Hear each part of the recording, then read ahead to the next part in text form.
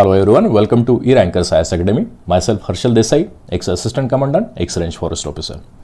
Today we are going to learn topic number 3 from paper 1 section A, that is your mangroves. Topic number 3 में actually दो सब topic है. First is your mangroves and second is your cold desert. पूरा जो आपका syllabus forestry option में दिया गया हुआ है उसमें सबसे शॉर्टेस्ट टॉपिक मैंग्रोव्स और कोल्ड डेजर्ट है और सबसे इजीएस्ट टॉपिक भी मैंग्रोव्स एंड कोल्ड डेजर्ट है. इवन दो मार्क्स फेच नहीं होते बिकॉज हम आंसर जो लिखते हैं वो जीएस पर्सपेक्टिव से लिखते हैं. हमें आंसर्स लिखने हैं फॉरेस्ट्री ऑप्शनल पर्सपेक्टिव से. तो जीएस में जैसे हम लेमन लैंग्वेज यूज़ करते हैं तो वैसे लैंग्वेज हमें यहाँ पे यूज़ नहीं करनी है. साइंटिफिक थोड़ा सा डेटा हम देखेंगे, कोई डेफिनेशन होगी तो उसमें सभी के सभी वर्ड्स हम लिखने की कोशिश करेंगे, कोई वर्ड हमसे मिस ना हो, ओमिट ना हो, ये ट्राई करेंगे. जो मैंग्रोव्स की स्पेसीज होगी या इवन दो फॉरेस्ट्री में जो भी स्पेसीज मेंशन की गई हुई है पूरे फॉरेस्ट्री ऑप्शनल सिलेबस में, तो वो स्पेसीज आपकी पूरी मगअप होनी चाहिए. बिकॉज समटाइम्स क्या होता है, हम जो साइंटिफिक नेम लेते हैं, part of the scientific name हम जो लेते हैं, पहला कैपिटल से शुरू होता है, सेकंड स्मॉल से शुरू होता है, तो बहुत बार ऐसे होता है कि पहला तो हम राइट वर्ड लिख लेते हैं लेकिन दूसरा जो वर्ड एंड होता है वो अलग कोई स्पेसिस का नाम हम वहाँ पे लिख देते हैं. तो लास्ट टाइम हम जब देख रहे थे मैंग्रोव्स पर्टिकुलरली फॉरेस्ट की जो टेस्ट सीरीज थी उसमें हमने जब ये ऑब्जर्व किया तो हमें प्रोमिनेंटली ये चीज़ नोटिस हुई कि बहुत बार आप साइंटिफिक नाम जो है मैंग्रोव्स का होगा, कोल्ड डेजर्ट होगा, सिल्वीकल्चर सिस्टम में जो भी टॉपिक हम देखेंगे तो ये छोटी सिली मिस्टेक जो हम बोलते हैं ये सिली मिस्टेक हम नहीं करेंगे, ट्राई करेंगे कि ये सिली मिस्टेक अवॉइड हो. ठीक है, तो paper 1 section A topic number 3 silviculture, mangroves and cold desert. आज हम लर्न करेंगे मैंग्रोव्स के बारे में. तो मैंग्रोव सिलेबस में हमें मेंशन किया गया है habitat and characteristics, mangrove plantation, establishment and rehabilitation of degraded mangrove formations, silviculture systems for mangroves, protection of habitat against natural disaster. बहुत ही शॉर्ट सिलेबस है, बहुत ही इजी है और मैं ट्राई करूंगा कि इतनी इजीएस्ट लैंग्वेज में आपको एक्सप्लेन करूं कि आपको बाद में पढ़ने की भी जरूरत ना हो. मैक्सिमम मैं इमेज यूज करूंगा ताकि आप पिक्टोरियल मेमोरी से वो बाद में याद कर सके. Okay, so let's start with the topic. First हमें देखेंगे introduction of mangroves. Introduction of mangroves में जो लास्ट ईयर कुछ क्वेश्चन पूछे गए वो क्वेश्चन हम पहले देख लेते हैं. तो पहला क्वेश्चन वहां पे पूछा गया था, discuss the characteristics of a mangrove forest with example. Again दूसरा क्वेश्चन है, describe the unique characteristics of mangrove forest vegetation. What are the characteristic and significance of mangrove forestation? Discuss important species formation in mangrove forest. Discuss the salient features, that means characteristic again. Define the characteristics of mangrove forestation. Mangrove forest. अगर एक question आप देखते हैं तो आपको notice हुआ होगा कि सिंपल स्ट्रेट फॉरवर्ड क्वेश्चन, एकदम स्ट्रेट फॉरवर्ड कि पूछा गया है what is the characteristic. I am repeating again, आपको जो आंसर्स लिखने हैं आंसर जीएस पर्सपेक्टिव से लिखने नहीं है, आपको आंसर्स लिखने हैं पूरा फॉरेस्ट्री ऑप्शनल पर्सपेक्टिव से. तो डिफरेंस क्या होता है मैं आगे बताऊंगा कि जीएस में हम आंसर कैसे लिखते हैं, फॉरेस्ट्री ऑप्शनल पर्टिकुलरली आंसर्स कैसे लिखे जाते हैं. जो भी साइंटिफिक टर्मिनोलॉजीज हम देखने वाले हैं वो आपको प्रॉपरली आपके आंसर में मेंशन करना है. आपको मार्क्स फेच होंगे जब आप साइंटिफिक टर्मिनोलॉजीज, कोई species, again and again I am repeating the same thing because ये आंसर्स राइटिंग में आपका रिफ्लेक्ट नहीं होता, इसकी वजह से आपके मार्क्स भी फेच नहीं होते. ओके, तो सिंपल क्वेश्चन है, स्ट्रेट फॉरवर्ड है, लेकिन ट्राई करेंगे कि पूरी साइंटिफिक लैंग्वेज में हम लिखने की कोशिश करेंगे. ओके, तो फर्स्ट हमारा स्लाइड है introduction of mangroves. Introduction of mangroves में जैसे मैं बता रहा था डेफिनेशन, डेफिनेशन आपको पूरी मगअप होनी चाहिए. एक भी वर्ड डेफिनेशन का आप ओमिट नहीं करोगे. कोई भी स्टूडेंट जो हमारे क्लास के साथ जुड़ा हुआ है, जो question paper answer writing practice में पार्टिसिपेट करने वाला है, मैं ट्राई करूंगा कि हर एक स्टूडेंट की एस्पिरेंट की कॉपी मैं खुद चेक करूंगा. तो आपको प्रोमिनेंटली ये याद रखना है कि डेफिनेशन में से एक भी वर्ड आप ओमिट नहीं करोगे. ओके, चलो लेट्स ट्राई. डेफिनेशन मैंग्रोव्स क्या होगा, mangroves are salt tolerant evergreen forest where कहाँ पे फाउंड होते हैं, found in intertidal environment and at the land sea interface. Okay, land sea interface पे basically this is your land and this is sea. This interface, ये जो particular area होगा वहां पे मैंग्रोव फॉरेस्ट में पाए जाते हैं. Okay, salt tolerant because they are found near the sea shore. Okay, these ecosystems serve as transition zones. Obviously transition zone मतलब क्या होगा, दो अलग अलग जोन हो गए, उसके ट्रांजिशन दोनों का जो इंटरमिक्सिंग होगा वहां पे मैंग्रोव्स फाउंड हो गए. तो ट्रांजिशन जोन्स कहां पे होगा, एक लैंड होगी एक सी होगा, इन दोनों का जो जोन होगा ट्रांजिशन, वहां पे हमें मैंग्रोव स्पेसीज मिलते हैं. It's a ecosystem serve as a transition zone between land and sea, receiving regular influxes of, क्या क्या रेगुलर, अभी हम यहाँ पे डायग्राम में देख सकते हैं कि यहाँ पे एक साइड सी है, एक साइड लैंड है, तो ऑब्वियसली लैंड से जो रिवर आएगी वो भी कुछ ना कुछ इन्फ्लक्स सी में करेगी, सी से जो हाई टाइड लो टाइड आएगी वो भी कुछ ना कुछ इन्फ्लक्स करेगी। सो दैट मीन्स ये जो ट्रांजिशन जोन होगा, इस ट्रांजिशन जोन में अलग अलग दोनों साइड से कुछ ना कुछ मटेरियल आएगा, कुछ ना कुछ फ्रेश वाटर सेडिमेंट्स चीजें आने वाली है। तो receiving regular influx of water, fresh water, sediments, nutrients and also silt from the adjacent ocean and terrestrial sources. Obviously, ocean and terrestrial sources because it's a transition zone. बहुत ही easy simple definition है, इसमें ज़्यादा कुछ हमें देखना नहीं था, लेकिन ये पूरी डेफिनेशन ट्राई करना है कि आपको जैसे कि तैसे लिखनी है, कुछ भी आपके चेंजेस नहीं होने चाहिए। और ये डेफिनेशन हमने प्रॉपर एनसीईआरटी वगैरह जो स्टैंडर्ड रेफरेंस सोर्सेस हमने देखे उसमें से ये डेफिनेशन हमने लिए। ओके, चलो नेक्स्ट स्लाइड। तो मैंग्रोव्स का डिस्ट्रीब्यूशन कहाँ होता है? तो mangrove generally grow between tropical and सब ट्रॉपिकल एरियाज। ट्रॉपिकल मतलब यहाँ से नीचे, एंड ऑब्वियसली थोड़ा सब ट्रॉपिकल एरियाज में भी मैंग्रोव्स। मैं थोड़ा कलर चेंज करता हूं so that you can see tropical areas and beyond the tropic, that is your subtropical areas, and where rainfall characteristic क्या होना चाहिए? रेनफॉल क्या होगा? मैंग्रोव्स के एरिया में रेनफॉल क्या होता है? ऑब्वियसली बहुत ज्यादा रेनफॉल होता है। तो कितना रेनफॉल होगा? 1000 to 3000 mm, and temperature will be also high. तो टेम्परेचर कितना होना चाहिए वहां पे? 26 degree to 35 degree Celsius. Okay, यानी कहाँ पे ये फाउंड आउट होता है? Shelter coast line. ये देखिए कोस्ट लाइन्स में जो होता है वहां पे हमें मिलेगा शैलो वाटर लगून्स से, जो कोस्टल एरियाज में शैलो वाटर लगून्स होता है वहां पे मिलेगा, इश्यूरीज में मिलेगा, एंड ऑल्सो रिवर डेल्टाज में हमें मैंग्रोव्स फाउंड आउट होता है। ओके, ये बाद में थोड़ा सा डिटेल हम देखेंगे। सब tropical, clear the definition, tropical and सब ट्रॉपिकल एरियाज में मैंग्रोव्स मिलते हैं, और वहां पे टेम्परेचर क्या होता है? टेम्परेचर डेफिनेटली बहुत ज्यादा होता है, 26 to 36 degree Celsius, 26 to 35 degree Celsius, and also rainfall is also very high, 1000 to 3000 mm। Okay, so next slide. The term mangroves, again the term mangroves कहां से आई इसके बारे में भी थोड़ा हम देखेंगे। The term mangrove denotes both distinct ecosystem. Mangroves क्या है? First, it is your distinct ecosystem type, and so a group of woody plants with specialized adaptation. Specialise adaptation मतलब क्या होता है? फिजियोलॉजिकल एडेप्टेशन होता है, उसके बाद हमारा मॉर्फोलॉजिकल एडेप्टेशन आता है, रिप्रोडक्टिव एडेप्टेशन आता है। तो फिजियोलॉजिकल एडेप्टेशन में हम क्या देखते हैं? That is your internal body processes और adaptation to regulate and maintain homeostasis to survive. Then physiological adaptation के बाद आता है हमारा मॉर्फोलॉजिकल एडेप्टेशन। मॉर्फोलॉजिकल मतलब एक्सटर्नल कैरेक्टरिस्टिक चेंज होती है to sustain the degraded environment or to sustain in a particular climatic conditions. Then आता है उसके बाद reproductive adaptation. Reproductive adaptation में क्या आता है? Internal as well as external. Physiological में क्या था? Internal adaptations होते हैं, morphological में external होता है, लेकिन reproductive adaptations में क्या होता है? Internal as well as external adaptation to sustain the offspring or offspring survival. Okay? सो ये स्पेशलाइज एडेप्टेशन होते हैं, और इसमें क्या क्या फिर बेसिक एक सिंपल लैंग्वेज में यहाँ पे देखने वाले हैं। डिटेल ये हम बाद में टॉपिक देखने वाले, क्या क्या एडेप्टेशन है, फिजियोलॉजिकल, मॉर्फोलॉजिकल, रिप्रोडक्टिव एडेप्टेशन, ये टोटल डिटेल में हम पढ़ने वाले हैं, लेकिन सिर्फ डेफिनेशन पॉइंट ऑफ पर्सपेक्टिव से हम देखने वाले हैं यहाँ पे अभी। तो एरियल रूट्स होता है, पहली कैरेक्टरिस्टिक आपकी देखी जाती है aerial roots. Obviously aerial roots क्या क्यों होंगी? ये देखिए यहाँ पे हमें एरियल रूट्स फाउंड आउट होती है। क्यों एरियल रूट्स है यहाँ पे? To respire, okay, because this is the muddy condition और यहाँ पे अनएरोबिक कंडीशन होती है, तो इसकी वजह से अगर रेस्पिरेशन के लिए ये जो आपकी रूट्स होती है वो एरियल होती है, ना कि सॉइल की beneath. Okay, second is your mechanism for salinity tolerance. Obviously this is a transition zone between fresh water और land and sea, so वहाँ पे salinity definitely high होगी, तो salinity sustain करने के लिए हमें क्या करना पड़ेगा? थोड़े से मैकेनिज्म डिफरेंट लगेंगे। उसके बाद आता है प्रोपेगल्स adapted for tidal dispersals. प्रोपेगल्स मतलब क्या होता है ये भी बाद में हम देखेंगे, यहाँ पे सिंपली इतना याद रखना है, प्रोपेगल्स मतलब it's a vegetative structure that can detach from a plant and give rise to a new plant. Vegetative propagation में डेफिनेटली आपको अच्छे तरीके से लिखना है कि it's a vegetative structure that can be detach from plant and it gets transported to different area and grows over there and give rise to a new plant. Okay, propagules adapted for tidal dispersal. इससे vivipary mangroves particularly shows the viviparous production reproduction system. तो viviparous reproduction system क्या है, ये भी बाद में हम देखने ही वाले हैं।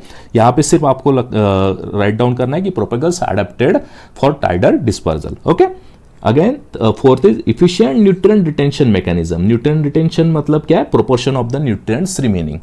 यहाँ पे क्या होता है, because this is the transition zone, यहाँ पे न्यूट्रिएंट की डिफिशियंसी होती है, तो इसकी वजह से मैंग्रोव्स में एक ऐसी पर्टिकुलरली मैंग्रोव एडेप्टेशन करता है कि मैक्सिमम न्यूट्रिएंट क्या करना है, उनको रिटेन करके रखना है, चेंज नहीं करना है, रिटेन करके रखना है, so that they can utilise in the harsh extreme climatic conditions. Okay, so next slide, other notable specification क्या क्या होता है मैंग्रोव्स में, वो भी हम यहाँ पे देख लेते हैं। सिंपल क्वेश्चन अगर आपको पूछा जाता है, what are the characteristic, what are the features of mangroves, तो ये सब डेटा आपको वहाँ पे लिखना है, ज़्यादा डिटेल में मतलब। बाकी अगर स्पेसिफिकली आपको पूछा जाता है व्हाट आर द एडेप्टेशन, तो जब ऐसे टाइप के क्वेश्चन पूछा जाएगा कि व्हाट आर द एडेप्टेशन, तो एडेप्टेशन के अंदर आपको फिर morphological reproductive and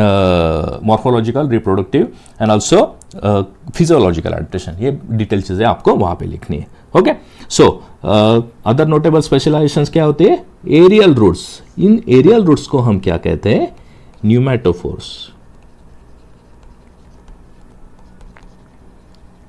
It's a Greek word. Pneuma means air and force means roots. Okay, force means roots. Aerial roots counteract the anaerobic sediments, because वहाँ पे कंडीशन क्या होती है, अनएरोबिक सेडिमेंट्स होते हैं, तो इसको सस्टेन करने के लिए रूट्स कैसे होंगे, आपके एरोबिक रूट्स होंगे, एरियल रूट्स होंगे, आपकी बीनीथ द सॉइल रूट्स नहीं होंगे। उसके बाद आता है support structure such as buttresses and above ground roots. Aerial roots means that is also same the above ground roots। और ये बट्रेस रूट मैंग्रोव्स के जो पर्टिकुलर स्पेसिस हम देखेंगे उसमें रूट्स के 5 टाइप्स देखेंगे, उसमें से एक टॉपिक होता है बट्रेस रूट्स। तो वो बट्रेस रूट भी यहाँ पे फाउंड आउट होते हैं, इनको बोलते हैं हम, again another word is prop roots. Scientific words हमें यहाँ पे यूज करने हैं, प्रॉप रूट्स हम ऐसे वर्ड यूज करेंगे। उसके बाद आता है low water potential and high intracellular salt concentration. Why high intracellular salt concentration, because these are found in the transition zone between land and sea, so there salinity is very high, so high intracellular salt concentration. इसी वजह से mangrove को हम और एक word use करते हैं, that is your halophytes. Okay, low water potential मतलब क्या होता है, अगर लो वाटर पोटेंशियल का आपको डेफिनेशन वाइज जाना है, तो it means the water in that solution is less likely to do work. Okay, मतलब वाटर कम मूव होता है, जो सो दैट द मैंग्रोव जो रिटेंशन करते हैं उसमें वो प्रॉपरली लॉन्ग टर्म के लिए रिटेन कर सकते हैं। Okay, salt acquisition through leaves and बायोंट force. Yes, physics का भी यहाँ पे प्रॉपरली यूज किया जाता है मैंग्रोव से, कि बायोंट फोर्स जो होता है वो बायोंसी भी हमें यहाँ पे देखने के लिए मिलते हैं। और सॉल्ट एक्सक्रीशन, एक्सेसिव जो सॉल्ट होगा वो कहाँ से सिक्रेट होगा, रूट से भी होता है and even from leaves also. तो इसे बोलते हैं हम सैक्रिफिशियल लीव, जो टर्म यहाँ पे देखते हैं, sacrificial leaves। Okay, then viviparous propagules. Viviparous का हमने देखा है sexual reproduction phenomena where embryo germinate directly on the plant. एक होता है विविपैरस और दूसरा होता है आपका ओविपैरस। यहां पे क्या होता है, seed develops after detaching from the parent plant. Oviparous में क्या होता है, seed develops after detaching from the parent plant and viviparous में क्या होता है, sexual reproduction phenomena where embryo germinates directly on the plant. क्यों यहाँ पे हम ऐसी फिनोमिना हमें फाउंड आउट होती है, क्योंकि यहाँ पे जो कंडीशंस होती है वो सस्टेन करने के लिए जो सीड वहाँ पे अगर डिटैच हो गई, तो यहाँ पे इतनी हार्श कंडीशंस होती है, इतनी डिस्टेबलाइज और सॉफ्ट मडी सर्फेसेस होते हैं कि वो सीड वहाँ पे जर्मिनेट नहीं कर सकती। इसकी वजह से मैंग्रोव्स में विविपैरस की जगह विविपैरस मोड ऑफ रिप्रोडक्शन होता है। जो सीड्स होती है वो जर्मिनेट होती है प्लांट पे ही, और उसके बाद जर्मिनेशन के बाद वो डिटैच होकर वाटर में आते हैं, वाटर में आने के बाद वो ट्रांसपोर्ट होती है दूसरी जगह और वहां पे सस्टेन करती है। ठीक है, उसके बाद आता है next slide, types of mangrove wetlands. There are total 6 mangrove wetlands, और ये हमने देखा कि ट्रांजिशन जोन होता है तो इसकी वजह से इन्फ्लक्स ऑफ फ्रेश वाटर भी होता है। तो डिस्ट्रीब्यूटेड ऑन कोस्ट लाइन पे जो मैंग्रोव्स हमें फाउंड आउट होते हैं उसमें कितने टाइप है, first is your river dominated, Brahmaputra, Ganga. In river पे जो डेल्टास बनते हैं वहां पे जो मैंग्रोव्स फाउंड आउट होते हैं वो रिवर डोमिनेटेड होते हैं। देन अगेन टाइड डोमिनेट भी होते हैं, रेगुलर टाइड्स आते हैं, वहां पे भी हमें देखने को मिलता है। Wave dominated, these are two different types of mangroves, don't get confuse, tides और वेव्स में डिफरेंट होते हैं। ज्योग्राफी ऑप्शनल्स में या ज्योग्राफी जनरल में स्टडीज में हमने देखा है कि tides and waves are two different phenomena, so tide dominated and wave dominated. Again the third type is tide and wave composite, tide and wave dominated, दोनों का भी एक मिक्सचर होता है। उसके बाद आता है ड्राउन बेडरॉक वैली मैंग्रोव, जो ड्राउन मतलब सबमर्ज होते हैं वैलीज, वहां पे भी हमें एक कोस्ट लाइन पे मैंग्रोव का टाइप मिलता है। ये 5 टाइप्स आते हैं कोस्ट लाइन पे। अगेन आता है your second distributed on ocean islands, coral reefs and carbonate bank. Carbonate bank मतलब क्या होता है, formation of carbonate rocks that can be found in ocean और ऑन लैंड। वहां पे एक टाइप मिलता है that is your mangroves in carbonate setting. Carbonate rocks पे जो मैंग्रोव्स मिलेंगी कार्बोनेट रॉक्स की एरियाज में, उसे हम बोलेंगे distributed on ocean island, coral reefs and carbonated banks. Okay, so ये 6 टाइप्स आपको मैंग्रोव्स के देखने को मिलते हैं। अगेन उसमें टैक्सोनॉमी, टैक्सोनॉमी क्या होता है, taxonomy is the science of naming, distributing and classifying the organism. तो टैक्सोनॉमी में मैंग्रोव्स के 2 बेसिकली पर्टिकुलरली स्पेसीज मेंशन की गई है। First is your true mangroves and second is mangrove associate. तो उसे हम डिटेल में देखते हैं। ट्रू मैंग्रोव्स क्या होते हैं, vegetation of mangrove forest is loosely classified as true mangroves and mangroves associated. Okay, true mangroves को हम और एक वर्ड यूज करते हैं that is your major component. ये आपको याद रखना है, नोट्स में मैंने ये प्रॉपरली मेंशन किया है, फिर भी अगर नोट्स में नहीं होगा तो यहाँ से आप राइट डाउन कर सकते हैं।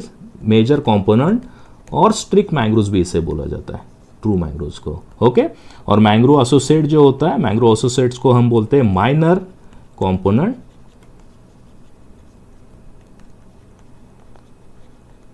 और सबऑर्डिनेट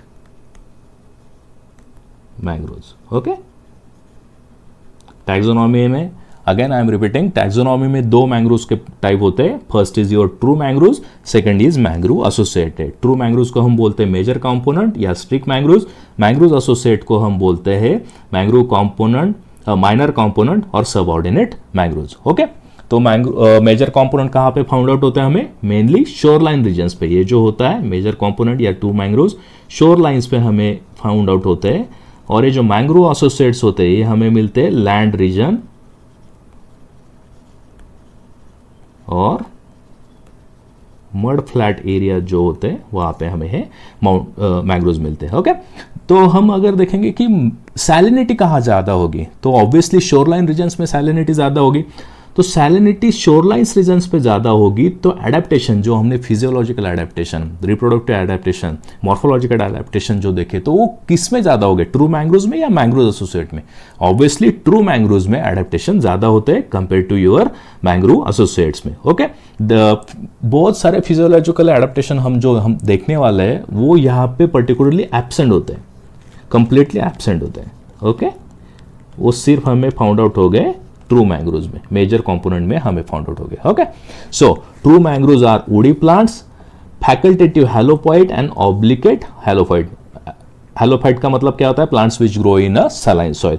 फैकल्टेटिव का मतलब क्या है, ऑब्लिगेट का मतलब क्या है? फैकल्टेटिव मतलब क्या, it can grow both in saline and non saline soil.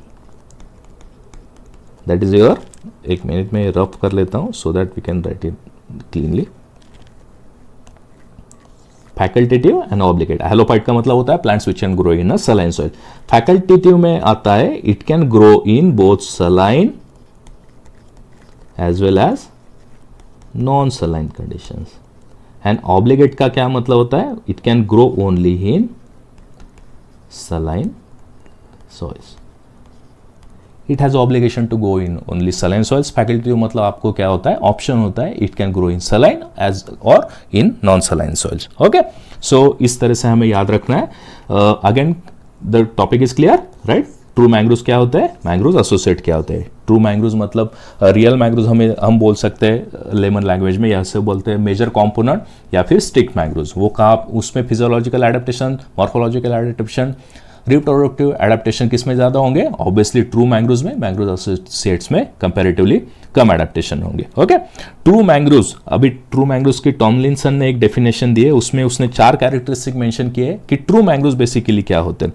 तो ट्रू मैंग्रोव्स पहले क्या होता है? एंडेमिक होता है। मैंग्रोव्स एसोसिएट हम इतने डिटेल में नहीं देखेंगे, ट्रू मैंग्रोव्स पे बहुत बार क्वेश्चन पूछा गया है, इसकी वजह से हम ट्रू मैंग्रोव्स को ज्यादा इंपॉर्टेंस देंगे। ट्रू मैंग्रोव्स एंडेमिक होता है, 4 कैरेक्टरिस्टिक उसने मेंशन किए। Among the 4 characteristics first is your endemic. Endemic मतलब occurs only in particular area, okay, in particular land form, that is your where the salinity is high, occurs only in mangrove forest and not found on the terrestrial communities. Okay, terrestrial areas में ये हमें नहीं मिलेगा। कहाँ पे मिलेगा? सिर्फ mangrove forest जहाँ पे मिलते हैं वहां पे ही ट्रू मैंग्रोव की स्पेसीज हमें मिलती है। ओके, उसके बाद होता है it's a dominant species, yes, plays major role compared to mangrove associate, plays a major role in the structure of mangrove community and sometimes it forms a pure stand. Pure stand मतलब क्या होता है कि सिर्फ major components की वहां पे spaces होंगी, बाकी दूसरी मैंग्रोव एसोसिएट की एक भी स्पेसिस आपको उस एरिया में फाउंड आउट नहीं होगी। That is your pure stand. Adapted, यहाँ पे एडेप्टेशन ऑब्वियसली हमने पिछले पेज पे भी देखा कि एडेप्टेशन क्या होता है, यहाँ पे ज्यादा होता है compare to your mangrove associate. कौन कौन सा adaptation? Morphological, then morphological and reproductive adaptation. Then halophyte, halotype मतलब क्या? मैकेनिज्म होता है कि वो सॉल्ट सिक्रेशन कर सके। Plants which grow in a saline soil, that is your halophytic plants। तो halophytes में वहाँ पे एक particularly salt secretion mechanism होता है। वो salt secretion mechanism क्या होता है वो आगे जाके हम देखने ही वाले हैं। तो उसके बाद आता है next slide, that is your taxonomy में टॉमलिंसन ने 35 स्पेसीज मेंशन किए। 35 जो स्पेसीज है उसको उसने 5 फैमिलीज एंड 9 जनरास में डिवाइड किया है। ये सभी की सभी स्पेसीज आपको याद रखनी नहीं है, लेकिन अगर आपको क्वेश्चन पूछा जाता है कि मैंग्रोव्स की आपको 8 या 10 स्पेसीज के नाम एनलिस्ट करो और उसके स्पेसिफिकेशन लिखो, तो वो टॉपिक तो हम बाद में कवर करने वाले हैं। मैं 10 ऐसे इजीएस्ट स्पेसीज मैंने चूज किए, उसके कैरेक्टरिस्टिक भी आपको इजीली याद रह सके, तो वो 10 स्पेसीज आपको मगअप करनी है। उसमें कुछ टेक्निकल, कुछ ज़्यादा नॉलेज गेन नहीं करना है। क्वेश्चन स्ट्रेट फॉरवर्ड आता है, एनलिस्ट द 10 या 5 species and enlist their characteristic. तो 10 स्पेसीज हमको याद करनी है, उसमें से 5 स्पेसीज या 10 स्पेसीज जो भी क्वेश्चन में आंसर क्वेश्चन पूछा जाए उस हिसाब से आपको आंसर लिखना है। ओके, सो यहाँ पे टॉमलिंसन ने 35 स्पेसीज का क्लासिफिकेशन किया है अंडर 5 फैमिलीज एंड 9 जनरा। तो फर्स्ट फैमिली आते हैं Arecaceae, second is your Avicenniaceae, third is your Combretaceae, fourth is your Rhizophoraceae and fifth is your Lythraceae. Okay, ये देखिए इस पे क्वेश्चन भी पूछा गया है। क्वेश्चन क्या है? Enlist 6 genera of mangroves, names 2 state and 1 union territory with the largest area under the mangrove forest। Enlist 6 genera, सिर्फ 6 जनरेशन लिखनी है, बाकी कुछ भी लिखना नहीं है, हमें सिर्फ 6 जनरेशन लिखना है। ओके, 6 जनरेशन क्या क्या है वो हम देखेंगे, जीनस जिसको बोलता है।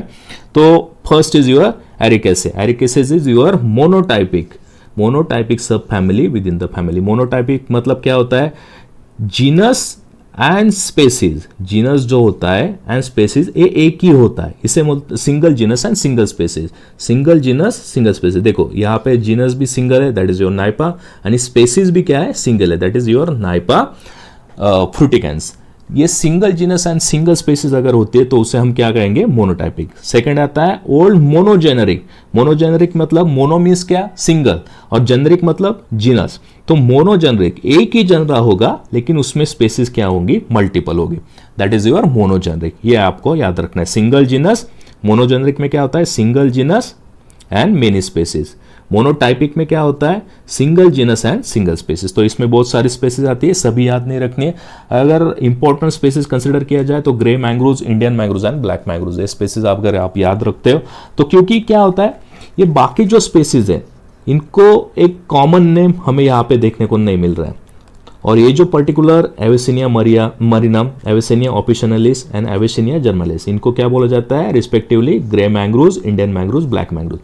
अगर आंसर में आप पर्टिकुलरली एविसेनिया मरीना लिखते हो और उसमें ब्रैकेट में अगर ग्रे मैंग्रोव्स लिख देते हो एविशेनिया ओपिशनलिस लिखते हो, उसमें ब्रैकेट में इंडियन मैंग्रोव्स लिखते हो, एविशेनिया जर्मिनेंस लिखते हो एंड ब्रैकेट में ब्लैक मैंग्रोव्स लिखते हो, तो आंसर चेकर को ये पता चलता है कि definitely this candidate has a special knowledge और इसने काफ़ी अच्छे तरीके से आंसर लिखा है, तो वो एक आपका प्लस पॉइंट हो जाता है। ठीक है, थर्ड फैमिली इज कॉम्ब्रिटेसी। इसमें क्या आता है, ट्राइबल लेगुनाक्यूलरिया, इतना ये आपको याद नहीं रखना है। यहाँ पे इसमें जीनस कौन कौन से आते हैं, लैगुनक्यूलरिया एंड लुमनिटजेरा। तो लैगुनक्यूलरिया में racemosa, this is the most important species. हम आगे जाके इसको देखेंगे कि ये वो इसको व्हाइट मैंग्रोव्स क्यों बोलते हैं या फिर व्हाइट मैंग्रोव्स इतने इंपॉर्टेंस क्यों होते हैं। लुमनिटजेरा, रेसिमोसा, ये दो स्पीसीज आपको याद रखना है। इसको बोला जाता है white mangroves and L racemosa को बोला जाता है व्हाइट फ्लावर ब्लैक मैंग्रोव्स। ये दोनों डिफरेंट है, अगर नाम आपको व्हाइट व्हाइट दिख रहा है, नहीं, this is completely white mangroves and this is white flower black mangroves, तो ये थोड़ा सा आपको ध्यान में रखना है। Okay, then again Rhizophoraceae, fourth family, इसमें 4 जीनस मेंशन किए गए। First is your Bruguiera, second is Ceriops, third is your Kandelia and fourth is your Rhizophora. तो इसमें से इंपॉर्टेंट स्पीसीज हम देखेंगे oriental mangrove, this is a oriental mangrove species is important, B gymnorrhiza. Then again this species are not quite important. Red mangrove species is important under the Rhizophora, Rhizopharum angle, red mangroves. We can see this in your Bengal area, Sundarban. Okay. Then Rhizophora micronata, Asiatic mangroves, Rhizophora samoensis, Samoan mangroves और Rhizophora stylosa spotted mangroves। ये species जिनको common name है ये आपको याद रखना है, बाकी स्पेसीज याद नहीं रखी तो भी चलेगा। आंसर राइटिंग में ट्राई करो, अगर कोई क्वेश्चन आता है उसको उसमें आपको अगर चांस मिलता है कि कोई स्पेसीज आप वहाँ पे मेंशन कर सकते हो तो डेफिनेटली आपको स्पेसीज एंड ट्राई इट की स्पेसीज के साथ उसका कॉमन नेम भी अगर आपको याद है तो वो लिखने का कोशिश करना। लेकिन अगर I am telling you, wrong answer नहीं लिखना है। अगर नहीं पता तो सिर्फ इंग्लिश या फिर हम साइंटिफिक नेम जिसे बोलते हो साइंटिफिक नेम लिखना है। कॉमन नेम नहीं पता है तो मत लिखो, या साइंटिफिक नेम पता नहीं है कॉमन नेम पता है तो सिर्फ कॉमन नेम लिखो। गलती से मैं क्या बोल रहा था कि लास्ट टाइम हमने जो क्वेश्चन चेक किए थे, सपोज राइजोफोरा की ये 2 स्पेसी है, राइजोफोरा एपिकुलेटा एंड राइजोफोरा नहीं, अलग एक कोई तो लेते हैं। हाँ चलो, सोनेरिटा अल्बा एंड राइजोफोरा एपिकुलेटा, ये 2 स्पेसीज लेते हैं, राइजोफोरा एपिकुलेटा एंड सोनेरिटा अल्बा। तो स्टूडेंट क्या करते हैं, सोनेरिटा अल्बा लिखने की जगह सोनेरिटा एपिकुलेटा, ये बहुत गलत इंप्रेशन देता है, बहुत ही ज्यादा। या फिर आप लिख देंगे